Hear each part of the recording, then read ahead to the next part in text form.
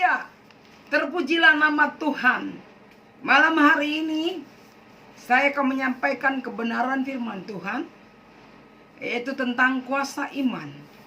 Yang hari-hari ini sedang kita mendengar adanya virus corona di mana-mana yang membuat kita kadang-kadang sebagai umat Tuhan ada rasa khawatir. Oleh karena itu malam hari ini saya akan membawakan firman Tuhan yang diambil dari Markus 2 ayat 1 sampai 12, yaitu tentang kuasa iman. Kemudian sesudah lewat beberapa hari, waktu Yesus datang ke Kapernaum, tersiarlah kabar bahwa ia ada di rumah. Maka datanglah orang-orang berkerumun sehingga tidak ada lagi tempat, bahkan di muka pintu pun tidak. Sementara ia memberitakan firman kepada mereka, ada orang-orang yang datang membawa kepadanya seorang lumpuh, digotong oleh 4 orang, tapi mereka tidak dapat membawanya kepadanya karena orang banyak itu. Lalu mereka membuka atap yang di atasnya sesudah terbuka. Mereka menurunkan tilam tempat orang lumpuh itu terbaring. Ketika Yesus melihat iman mereka, berkatalah ia kepada orang lumpuh itu, "Hai anakku, dosamu sudah diampuni."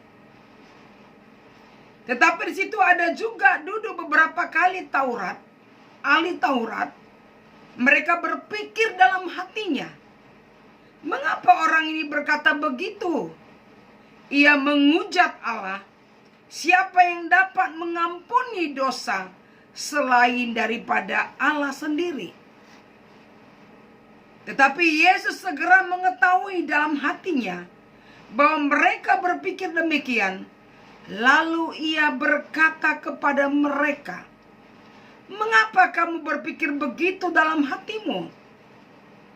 Manakah lebih mudah mengatakan kepada orang lumpuh ini, dosamu sudah diampuni, atau mengatakan, bangunlah, angkatlah tilammu, dan berjalan? Tetapi semua kamu tahu bahwa di dunia ini Anak manusia berkuasa mengampuni dosa." Berkatalah ia kepada orang lumpuh itu, "Kepadamu kukatakan, bangunlah, angkatlah tempat tidurmu, dan pulang ke rumahmu." Dan orang itu pun segera mengangkat tempat tidurnya dan pergi keluar di hadapan orang-orang itu. Sehingga mereka semua takjub lalu memuliakan Allah. Katanya, yang begini belum pernah kita lihat.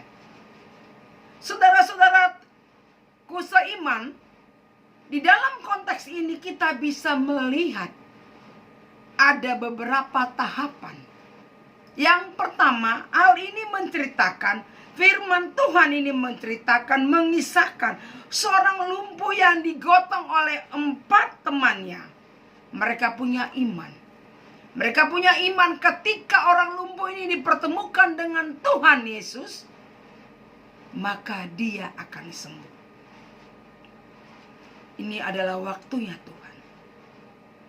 Yang pertama adalah iman yang berkuasa. Ada iman yang berkuasa yang memerlukan waktunya Tuhan yang tepat.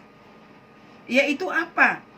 Ketika Tuhan Yesus berada di Kapernaum, itulah waktu yang tepat. Waktu Tuhan. Waktu yang tepat berlaku bagi sesuatu. Waktu Tuhan tepat diterima sebagai suatu anugerah. Bagi orang lumpuh ini anugerah. Ada kesembuhan. Itu waktunya Tuhan. Itulah yang pertama. Yang kedua yang perlu kita lihat di sini adalah iman yang berkuasa. Ada iman yang berkuasa. Memerlukan sesuatu usaha. Kita bisa lihat pada ayat 3 dan 4 tadi. Ya. Ada usaha. Usaha keempat orang ini, mereka menggotong orang lumpuh ini. Itu usaha. Mereka membuka atap. Mereka menurunkan dengan tilam lalu diperhadapkan dengan Tuhan Yesus. Iman tanpa usaha adalah mati. Empat orang ini punya iman. Mereka berusaha. Mereka yakin dan percaya. Ketika orang lumpuh ini mereka berhadapkan dengan Tuhan Yesus, ada mujizat yang terjadi. Itu yang kedua. Dan yang ketiga, iman yang berkuasa memerlukan harapan yang besar. Mereka punya harapan besar. Ketika dipertemukan dengan Tuhan Yesus, maka ada mujizat. Harapan yang besar dari empat orang ini. Mereka melihat orang lumpuh ini. Mereka pastikan bahwa ketika ketemu dengan Tuhan Yesus, dipertemukan ada kesembuhan.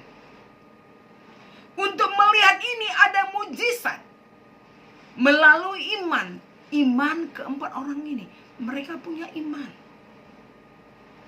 Maka ketika dipertemukan dengan Tuhan Yesus, mata orang tertuju. Kenapa?